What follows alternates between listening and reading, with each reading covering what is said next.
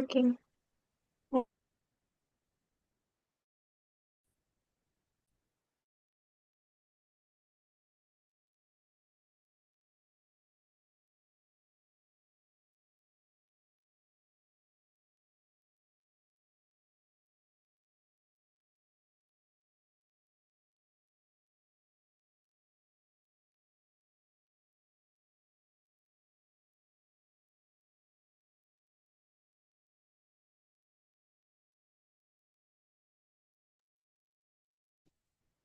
Ini dibuka nih.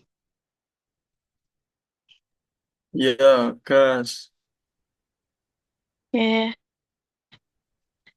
Assalamualaikum warahmatullahi wabarakatuh.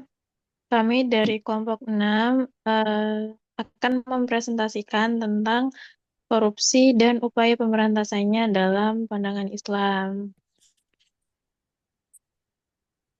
Next. Nah, kelompok kelompok kami beranggotakan satu, Wardah Jinan, saya sendiri, Lalu saya Aulia kemudian Fira Nahira. Saya Kalisma Novi Rahmadani.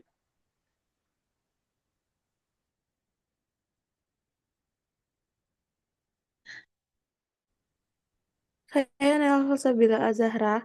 Saya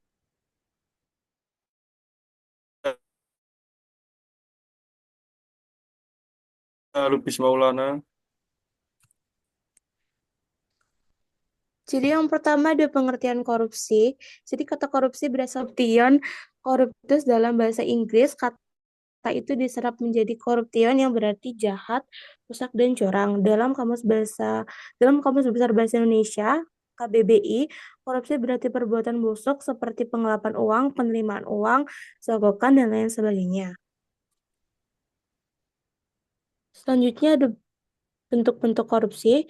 Yang pertama ada gulul atau penggelapan. Jadi kata gulul secara bahasa adalah berarti mengambil sesuatu dengan menyembunyikannya dalam harta. Terus Ibnu Hajar Al-Asqalani mengartikannya dengan al-khianati fil maknam, yaitu pengkhianatan pada rampasan perang.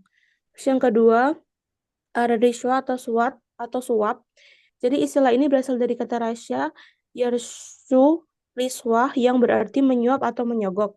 Orang yang menyuap disebut al-rashi, sedangkan orang yang mengambil atau menerima suap disebut al-murtashi. Terus yang ketiga ada sarika atau pencurian. Jadi sarika berasal dari bahasa Arab yang berarti mencuri, termasuk dalam kategori mencuri adalah merampok, merampas, mencapai, dan memalak. Terus yang keempat ada kianat atau kecurangan. Jadi uh, kianat kianat tidak jujur, melanggar janji, melanggar sumpah atau melanggar kesepakatan.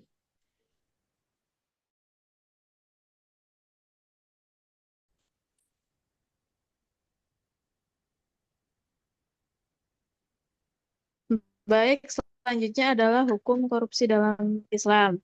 Nah, hukum Islam sendiri memberlakukan hukuman potong tangan jika barang atau uang yang digelapkan sudah mencapai satu hisa pencurian atau 94 gram emas. Nah, ini sesuai dengan Quran Surat Al-Maidah 38 yang artinya laki-laki maupun perempuan yang mencuri, potonglah tangan keduanya sebagai balasan atas perbuatan yang melakukan dan sebagai siksaan dari Allah.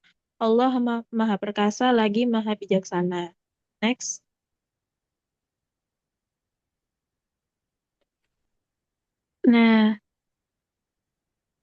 Nah, hukuman bagi koruptor itu disesuaikan dengan jumlah uang atau barang yang dikorupsi serta dampaknya bagi masyarakat.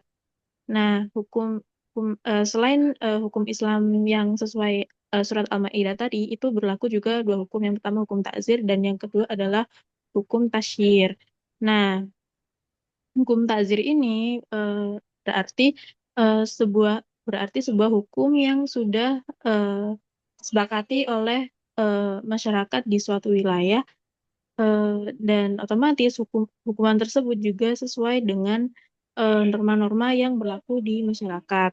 Nah, dalam hal ini hukum takzir itu ada yang pertama itu adalah hukuman penjara, yang kedua adalah harta untuk negara, dan yang ketiga adalah hukuman mati. Yang kedua adalah hukuman tasyir. Nah, hukuman tasyir ini cenderung ke bagaimana pelaku ini mendapatkan sanksi sosial. Nah, contohnya yang pertama itu adalah pemecatan dari jabatan, yang kedua itu memasukkan pelaku ke dalam daftar orang tercela.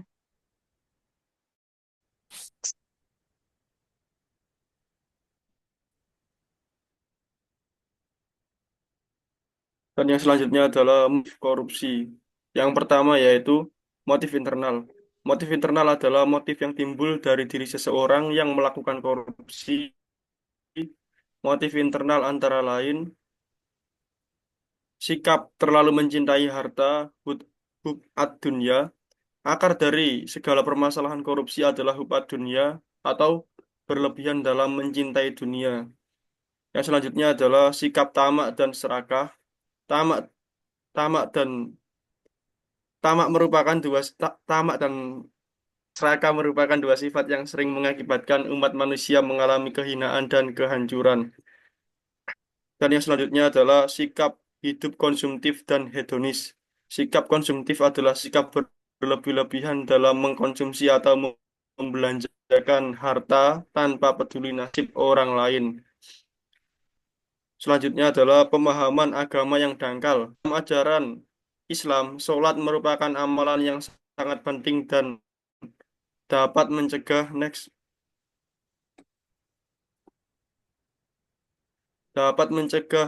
seseorang dari perbuatan keji dan mungkar, termasuk di dalamnya ingin terhindar dari sikap-sikap maksiat atau perbuatan-perbuatan maksiat itu.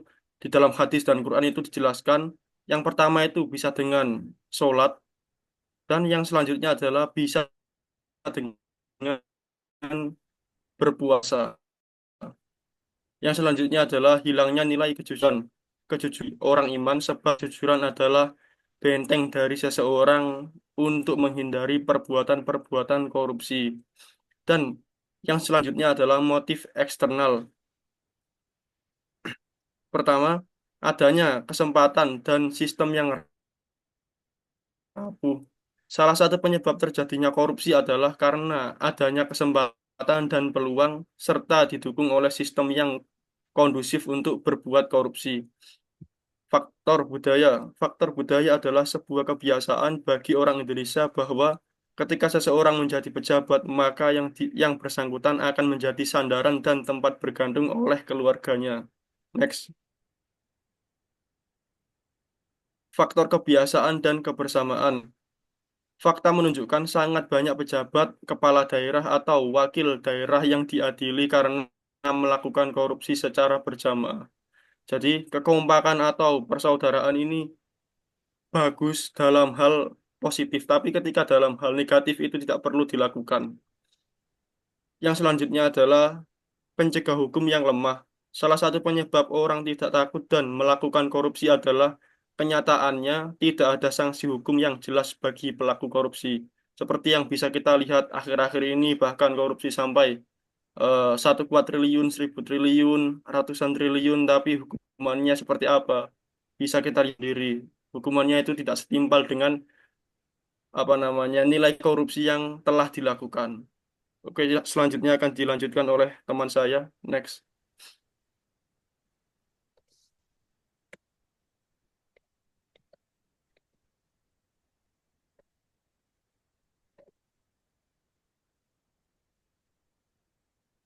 Selanjutnya ada bahaya korupsi bagi kehidupan.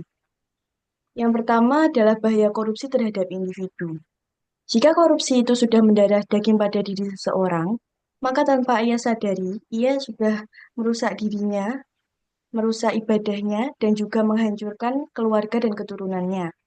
Selain itu, dia juga bisa masuk ke neraka, tidak akan mencapai derajat takwa, kesadaran beragamanya sempit, tidak diterima amalnya, dan ditolak doanya. Yang kedua, bahaya korupsi terhadap kehidupan generasi muda. Generasi muda akan menganggap korupsi sebagai hal biasa atau bahkan budaya mereka sendiri, sehingga mereka menjadi terbiasa dengan sifat tidak jujur dan juga tidak bertanggung jawab. Selanjutnya ada bahaya korupsi terhadap kehidupan bermasyarakat. Menjadikan masyarakat tersebut sebagai masyarakat yang kacau. Selain itu, korupsi juga dapat berpengaruh negatif terhadap rasa keadilan sosial dan kesetaraan sosial. Next.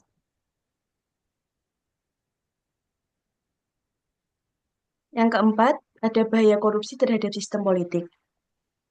Kekuasaan politik yang dicapai dengan tidak adil itu dapat menghasilkan pemerintahan dan juga pemimpin masyarakat yang tidak sah di hadapan masyarakat. Kemudian, hal tersebut dapat menyebabkan masyarakat tidak percaya terhadap pemerintah dan juga pemimpin tersebut. Selain itu, juga akan memicu terjadinya instabilitas sosial politik dan integrasi sosial. Bahkan bisa menyebabkan jatuhnya kekuasaan pemerintah secara tidak terhormat. Yang kelima, bahaya korupsi terhadap sistem birokrasi administrasi. Korupsi dapat menyebabkan meluasnya keresahan sosial, ketidaksetaraan sosial, dan kemarahan sosial yang menyebabkan jatuhnya para birokrat. Yang keenam, bahaya korupsi terhadap sistem perekonomian. Jika sebuah proyek ekonomi syarat dengan korupsi, maka pertumbuhan ekonomi yang diharapkan dari proyek tersebut tidak akan tercapai. Selanjutnya.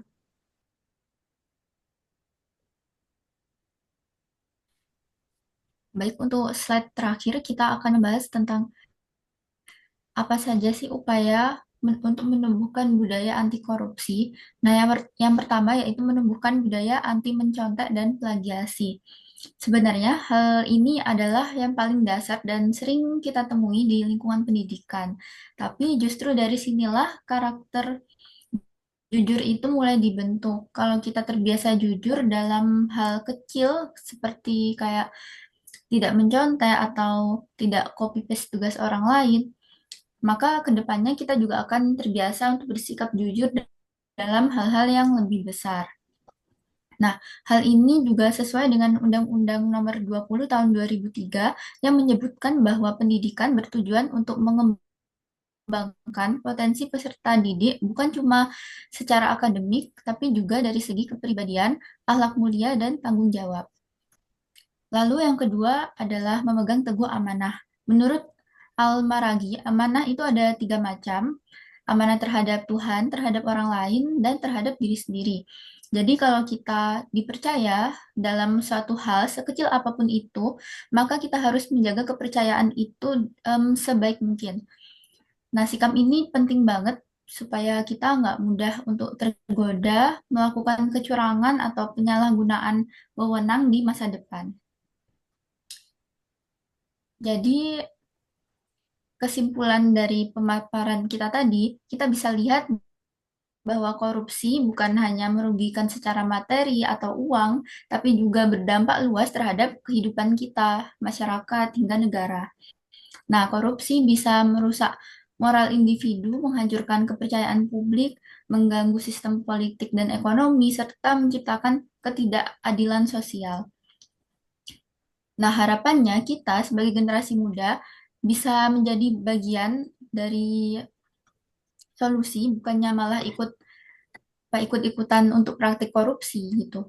Mari kita sebagai generasi muda bersama-sama membangun budaya anti korupsi demi masa depan yang lebih adil dan bermanfaat.